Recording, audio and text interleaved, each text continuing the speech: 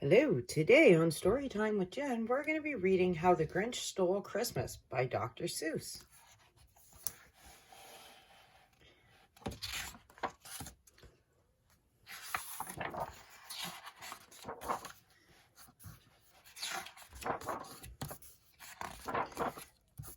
Every Who down in Whoville liked Christmas a lot, but the Grinch, who lived just north of Whoville, did not. The Grinch hated Christmas the whole Christmas season. Now, please don't ask why. No one quite knows the reason. It could be his head wasn't screwed on just right. It could be, perhaps, that his shoes were too tight. But I think that the most likely reason of all may have been that his heart was 2 sizes too small. But whatever the reason, his heart or his shoes, he stood there on Christmas Eve, hating the Whos, staring down from his cave with a sour, Grinchy frown at the warm lighted windows below in their town. For he knew every Who down in Whoville beneath was busy now hanging a mistletoe wreath.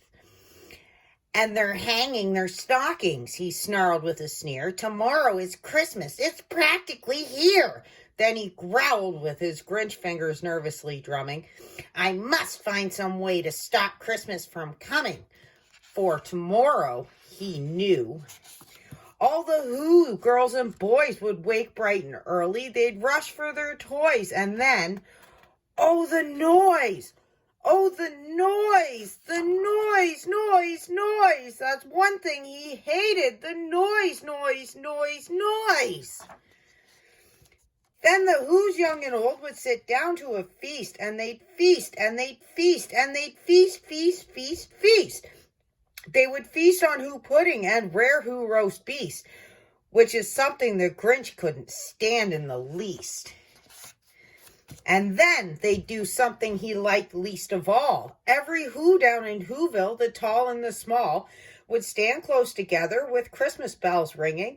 They'd stand hand in hand, and the Whos would start singing. And they'd sing, and they'd sing, and they'd sing.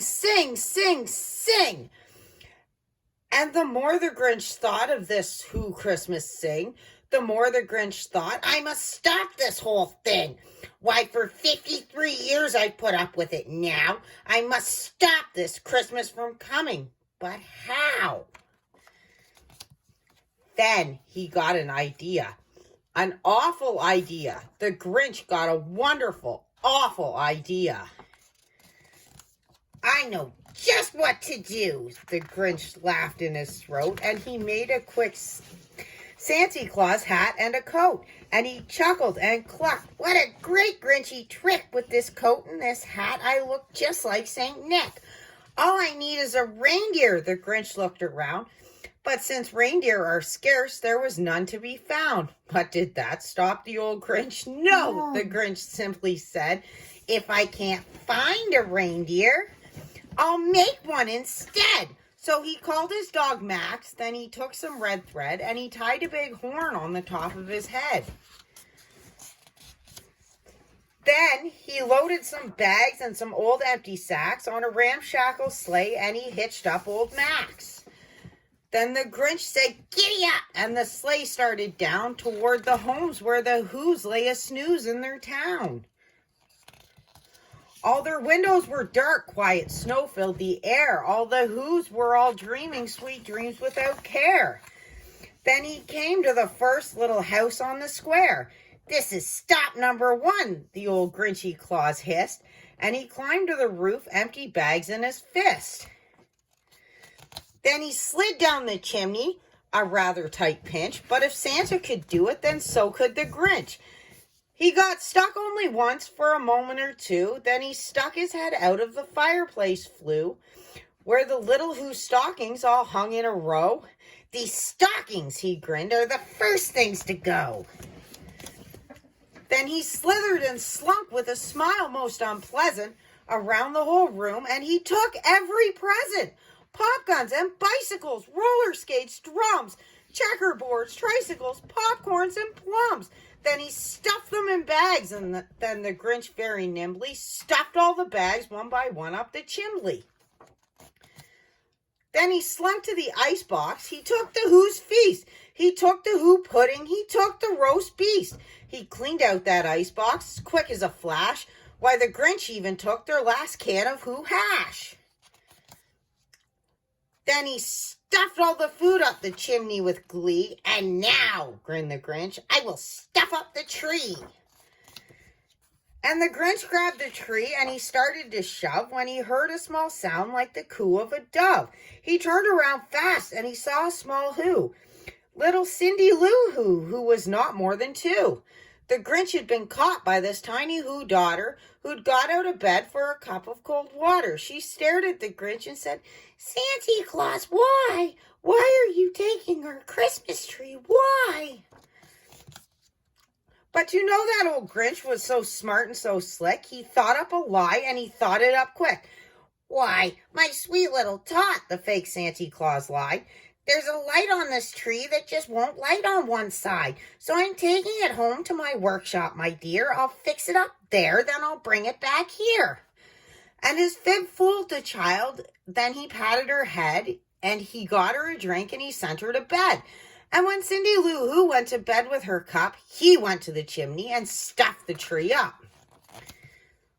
Then the last thing he took was the log for their fire. Then he went up the chimney himself, the old liar. On their walls he left nothing but hooks and some wire. And the one speck of food that he left in the house was a crumb that was even too small for a mouse. Then he did the same thing to the other Who's houses, leaving crumbs much too small for the other Who's mouses.